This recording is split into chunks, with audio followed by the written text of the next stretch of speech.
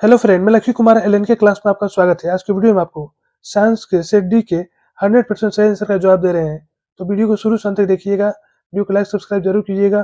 Bell icon जरूर दबाइएगा, जिससे नई वीडियो का नोटिफिकेशन आपको मिलता रहे। तो चलिए स्टार्ट करते हैं आज का पहला क्वेश्चन।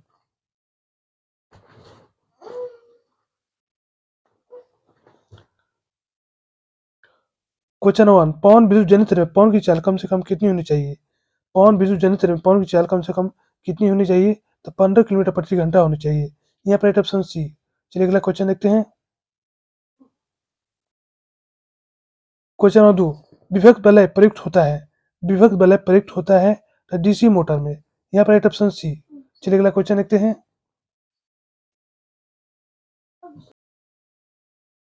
क्वेश्चन नंबर 3, धात्विक चलकता पदार्थ के अंदर किस कण की गति पर आश्रित है? धात्विक चलकता पदार्थ के अंदर किस कण की गति पर आश्रित है? तो इलेक्ट्रॉन पर। यहाँ पर राइट ऑप्शन है। चलिए अगला क्वेश्चन देखते हैं। क्वेश्चन नंबर 4, बॉक्स टाइप सौर कुकर के ऊपरी भाग में कांच के ढक्कन रहता है। इसका कारण है, बॉक्स टाइप सौर कुकर के ऊपरी भाग में कांच का ढक्कन रहता है, इसका कारण क्या है? तो विकिरण द्वारा ऊष्मा की हानि को रोकता है। यहाँ पर राइट ऑप्शन बी। चलिए अगला क्वेश्चन देखते हैं।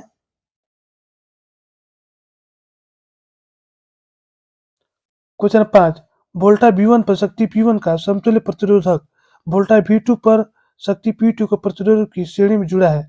समतुल्य प्रतिरोध होगा, यहाँ पर आपका right option A V1 square बटा P1 प्लस V2 स्क्वायर बटा P2। यहाँ पर राइट ऑप्शन है। चलिए अगला क्वेश्चन देखते हैं। क्वेश्चन 6, घरेलू विद्युत परिपथ में प्रति धारा की आवृत्ति होती है। घरेलू विद्युत परिपथ में प्रति धारा की आवृत्ति कितनी होती है? तो 50 हर्ट्ज होती है। यहाँ पर राइट ऑप्शन है। चलिए अगला क्वेश्चन देखते हैं। क्वेश्चन 7, निम्नलिखित में किसका अपतनांक सबसे कम है? निम्नलिखित में किसका अपतनांक सबसे कम है? तो पानी का। यहाँ पर राइट ऑप्शन सी। चलिए अगला क्वेश्चन देखते हैं। क्वेश्चन नंबर 8, एक साधारण प्रिज्म के कितने सतहों से घिरा होता है? एक साधारण प्रिज्म कितनी सतहों से घिरा होता है? तो 5 सतहों से घिरा होता है। यहाँ पर राइट ऑप्शन सी। चलिए अगला क्वेश्चन देखते हैं। क्वेश्चन 9, पौधे के वायु भागों में जल का स्टोमेटा द्वारा वाष्प के रूप में निष्कासन क्या कहलाता है? पौधे के वायु भागों में जल का स्टोमेटा द्वारा वाष्प के रूप में निष्कासन क्या कहलाता है? तो वाष्पोत्सर्जन कहलाता है। यहाँ पर राइट ऑप्शन बी। चलिए अगला क्वेश्चन देखते हैं। क्वेश्चन नंबर 10, बाघ उपभोक्ता है। बाघ कैसा उपभोक्ता है? तो तृतीय पोषी स्तर का। यहाँ पर राइट ऑप्शन सी। चलिए अगला क्वेश्चन देखते हैं। क्वेश्चन नंबर 11, मानव का उद्भव स्थान है। मानव का उद्भव स्थान कौन है? तो अफ्रीका है। यहाँ पर राइट ऑप्शन सी। चलिए अगला क्वेश्चन देखते हैं। क्वेश्चन नंबर 12, कर्मा कुंचन की गति पाई जाती है। कर्मा कुंचन की गति पाई जाती है तो किससे पाई जाती है? तो छोटी आंत में। यहाँ पर राइट ऑप्शन डी। चलिए अगला क्वेश्चन देखते हैं। क्वेश्चन नंबर 13, खुला परिवहन तंत्र पाया जाता है। खुला परिवहन तंत्र किससे पाया जाता है? तो तितली में पाया जाता है। यहाँ पर राइट ऑप्शन बी। चलिए अगला क्वेश्चन देखते हैं। क्वेश्चन नंबर 14, रक्त में ऑक्सीजन का वाहक है। रक्त में ऑक्सीजन का वाहक कौन है? तो हीमोग्लोबिन है।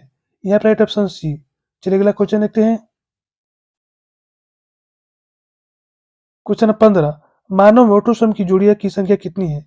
मानव में ऑटोसोम की जोड़ी की संख्या कितनी होती है? तो 22 होती है। यहाँ पर राइट ऑप्शन डी। चलिए अगला क्वेश्चन देखते हैं। क्वेश्चन नंबर 16, प्रकाश संश्लेषण के लिए दृश्य प्रकाश स्पेक्ट्रम का प्रभावी रंग कौन है? प्रकाश संश्लेषण के लिए दृश्य प्रकाश स्पेक्ट्रम का प्रभावी रंग कौन है? तो लाल है। यहाँ पर राइट ऑप्शन है। चलिए अगला क्वेश्चन देखते हैं। क्वेश्चन 17, ऑक्जेलिक अम्ल का प्राकृतिक स्रोत निम्नलिखित से कौन है? ऑक्जेलिक अम्ल का प्राकृतिक स्रोत निम्नलिखित से कौन है? तो टमाटर है। यहाँ पर राइट ऑप्शन है। चलिए अगला क्वेश्चन देखते हैं।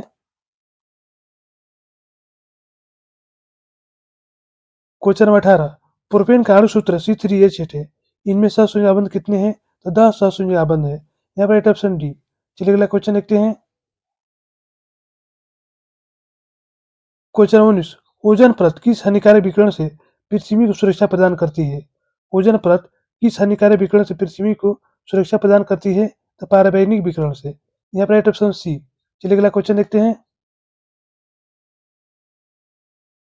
क्वेश्चन नंबर 20, कौन सा धातु कमरे के ताप पर तरल अवस्था में पाया जाता है? कौन सा धातु कमरे के ताप पर तरल अवस्था में पाया जाता है? तो ब्रोमीन। यहाँ पर राइट ऑप्शन बी। चलिए अगला क्वेश्चन देखते हैं। क्वेश्चन नंबर 21, निम्नांकित में कौन उपधातु है? निम्नांकित में कौन उपधातु है? एस। यहाँ पर राइट ऑप्शन डी। चलिए अगला क्वेश्चन देखते हैं। क्वेश्चन नंबर 22, CaCO3 बराबर CaO प्लस CO2 किस प्रकार की अभिक्रिया है? तो वियोजन अभिक्रिया है। यहाँ पर राइट ऑप्शन है। चलिए अगला क्वेश्चन देखते हैं। क्वेश्चन नंबर 23, निम्नलिखित में कौन समीकरण संतुलित है? निम्नलिखित में कौन समीकरण संतुलित है? तो Zn प्लस H2SO4 बराबर ZnSO4 प्लस H2। यहाँ पर राइट ऑप्शन बी। चलिए अगला क्वेश्चन देखते हैं।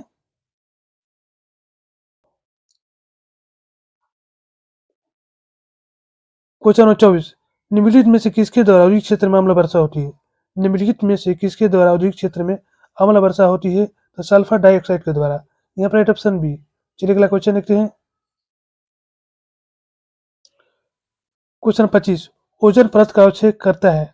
ओजोन परत का अवक्षेप कौन करता है? तो CFC, क्लोरोफ्लोरोकार्बन। यहाँ पर राइट ऑप्शन बी। चलिए अगला क्वेश्चन देखते हैं। क्वेश्चन 26, निम्नलिखित चीजों में किसमें अलैंगिक जलन मुकुलन द्वारा होता है? निम्नलिखित चीजों में किसमें अलैंगिक जलन मुकुलन द्वारा होता है? ईस्ट में। यहाँ पर राइट ऑप्शन डी। चलिए अगला क्वेश्चन देखते हैं। क्वेश्चन 27, पादप हार्मोन का एक उदाहरण है? पादप हार्मोन का एक उदाहरण कौन है? IAA। यहाँ पर राइट ऑप्शन है। चलिए अगला क्वेश्चन देखते हैं।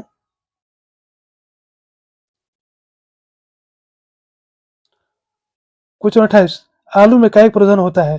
आलू में कायिक प्रजनन होता है तना द्वारा। यहाँ पर राइट ऑप्शन डी। चलिए अगला क्वेश्चन देखते हैं।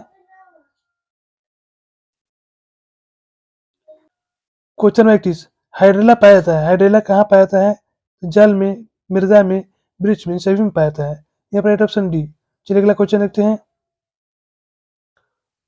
क्वेश्चन 29, स्वस्थ व्यक्ति का सिस्टोलिक रक्तचाप होता है? स्वस्थ व्यक्ति का सिस्टोलिक रक्तचाप कितना होता है? 120 mmHg। यहाँ राइट ऑप्शन बी। चलिए अगला क्वेश्चन देखते हैं। क्वेश्चन नंबर 31, उभयलिंग जीव का उदाहरण कौन है? उभयलिंग जीव का उदाहरण कौन है? तो हाइड्रा है। यहाँ पर राइट ऑप्शन है। चलिए अगला क्वेश्चन देखते हैं। क्वेश्चन नंबर 32, मछली में श्वसन होता है? मछली में किसके द्वारा श्वसन होता है? तो गिल द्वारा। यहाँ पर राइट ऑप्शन बी। चलिए अगला क्वेश्चन देखते हैं। क्वेश्चन नंबर 33, फोकस दूरी 10 सेंटीमीटर का अवतल दर्पण द्वारा उत्पन्न आवर्धन घनात्मक होगा यदि वस्तु की दूरी का मान कितना होगा? तो 10 सेंटीमीटर से कम होगा। यहाँ पर राइट ऑप्शन सी। चलिए अगला क्वेश्चन देखते हैं। क्वेश्चन 34, फोकस ध्रुव की ओर आने पर अवतल दर्पण में आवर्धन का मान क्या होगा? तो बढ़ता है। यहाँ पर राइट ऑप्शन है। चलिए अगला क्वेश्चन देखते हैं। क्वेश्चन 35, जल विद्युत संयंत्र किस ऊर्जा को विद्युत ऊर्जा में रूपांतरित करता है? जल विद्युत संयंत्र किस ऊर्जा को विद्युत ऊर्जा में रूपांतरित करता है? तो स्थितिज ऊर्जा को। यहाँ पर राइट ऑप्शन सी। चलिए अगला क्वेश्चन देखते हैं। क्वेश्चन 36, तांबे की तार की आयताकार कुंडली किसी चुंबकीय क्षेत्र में घृण गति कर रही है। इस कुंडली में प्रेरित विद्युत धारा की दिशा में कितने भ्रमण के पश्चात परिवर्तन होता है? आधा। यहाँ पर राइट ऑप्शन बी। चलिए अगला क्वेश्चन देखते हैं। क्वेश्चन 37, एक अवतल दर्पण के प्रधान अक्ष पर चलती चींटी का प्रतिबिंब सीधा है तथा बढ़ता जा रहा है। चींटी की गति किस दिशा में है? तो फोकस ध्रुव की ओर है। यहाँ पर राइट ऑप्शन बी। चलिए अगला क्वेश्चन देखते हैं।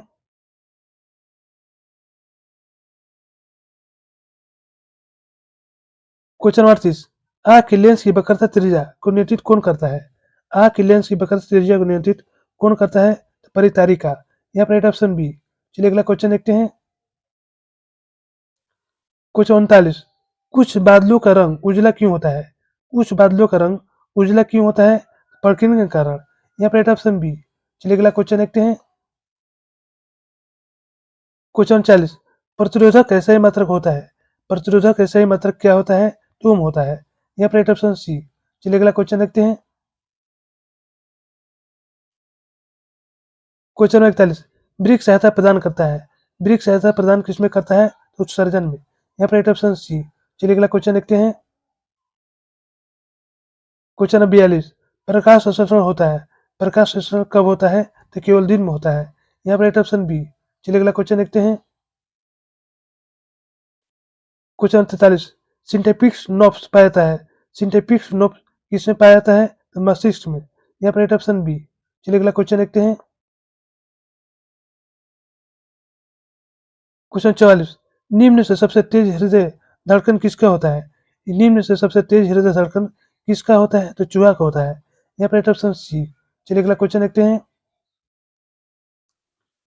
क्वेश्चन 45, कोशिकीय ईंधन निम्न से कौन है? कोशिकीय ईंधन निम्न से कौन है? तो ग्लूकोज है। यहाँ पर राइट ऑप्शन बी। चलिए अगला क्वेश्चन देखते हैं। क्वेश्चन 46, एटीपी में फास्फेट की संख्या कितनी होती है? एटीपी में फास्फेट की संख्या कितनी होती है? तो 3 होती है। यहाँ पर राइट ऑप्शन सी। चलिए अगला क्वेश्चन देखते हैं। क्वेश्चन नंबर 47, निम्नलिखित में कौन मनुष्य का एक सर्जरी अंग नहीं है? निम्नलिखित में से कौन मनुष्य का एक सर्जरी अंग नहीं है? तो अग्नाशय है। यहाँ पर राइट ऑप्शन सी। चलिए अगला क्वेश्चन देखते हैं। क्वेश्चन नंबर 48, सबसे छोटी अंतःस्रावी ग्रंथि कौन है? सबसे छोटी अंतःस्रावी ग्रंथि कौन है? तो पीनियल है। यहाँ पर राइट ऑप्शन सी। चलिए अगला क्वेश्चन देखते हैं।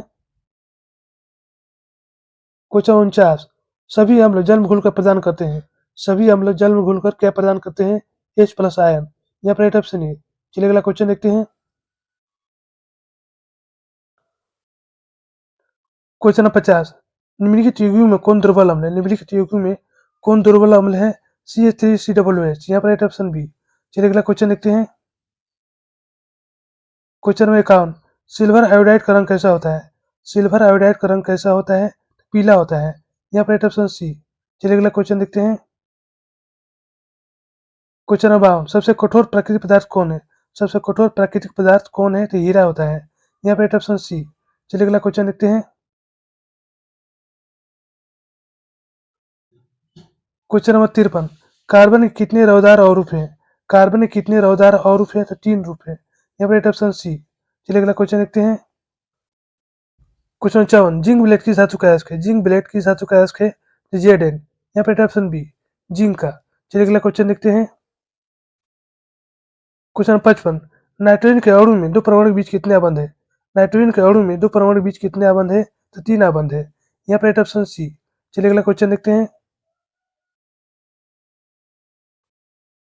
क्वेश्चन 56, एल्काइन का सामान्य सूत्र है, एल्काइन का सामान्य सूत्र क्या है?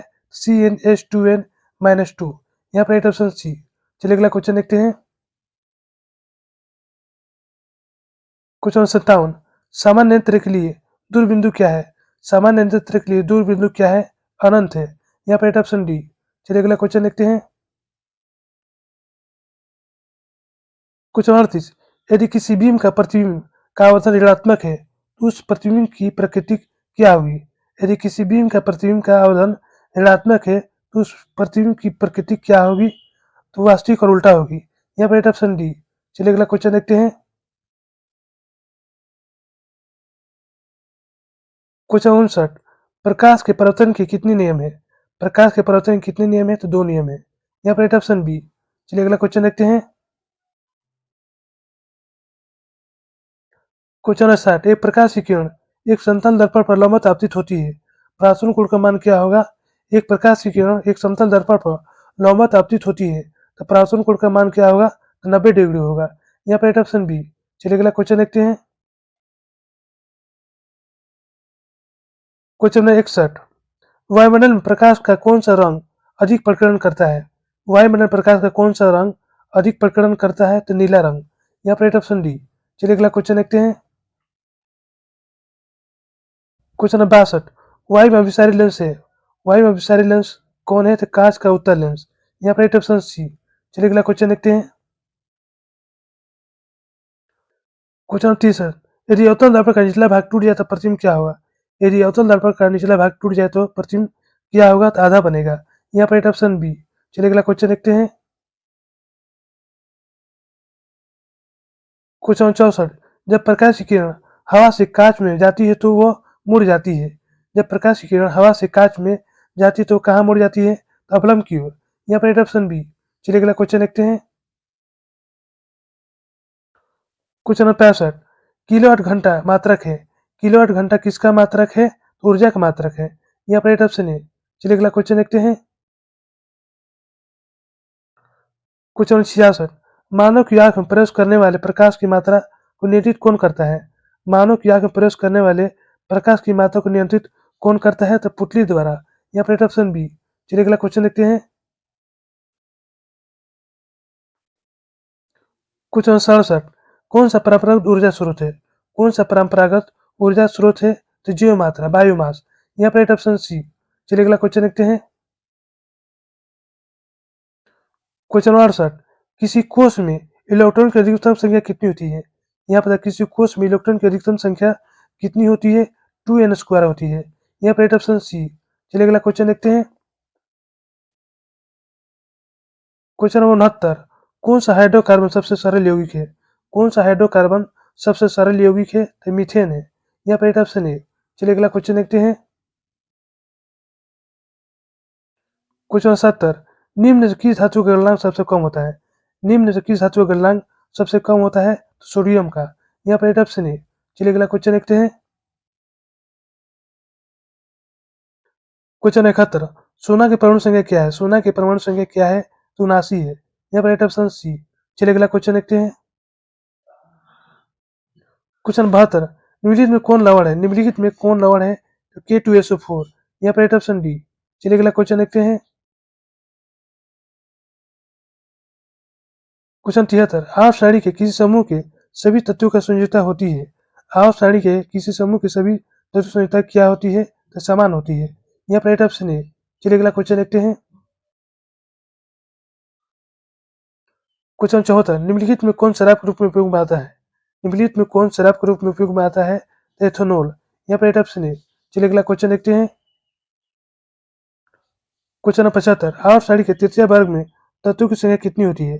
आवर्त सारणी के तृतीय वर्ग में तत्वों की संख्या कितनी होती है? तो 8 होती है। यहाँ पर राइट ऑप्शन डी। चलिए अगला क्वेश्चन देखते हैं।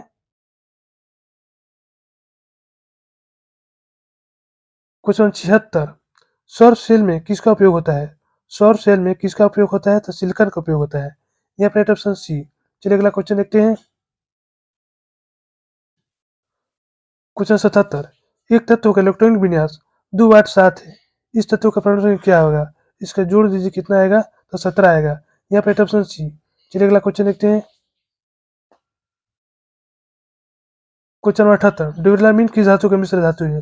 ड्यूरलामीन किस धातु का मिश्र धातु है? Al यानी कि एल्यूमिनियम का। यहाँ पर राइट ऑप्शन सी। चलिए अगला क्वेश्चन देखते हैं। क्वेश्चन 79, सोडियम फॉस्फेट का अणु सूत्र होता है। सोडियम फॉस्फेट का अणु सूत्र क्या होता है? Na3PO4। यहाँ पर राइट ऑप्शन बी। चलिए अगला क्वेश्चन देखते हैं।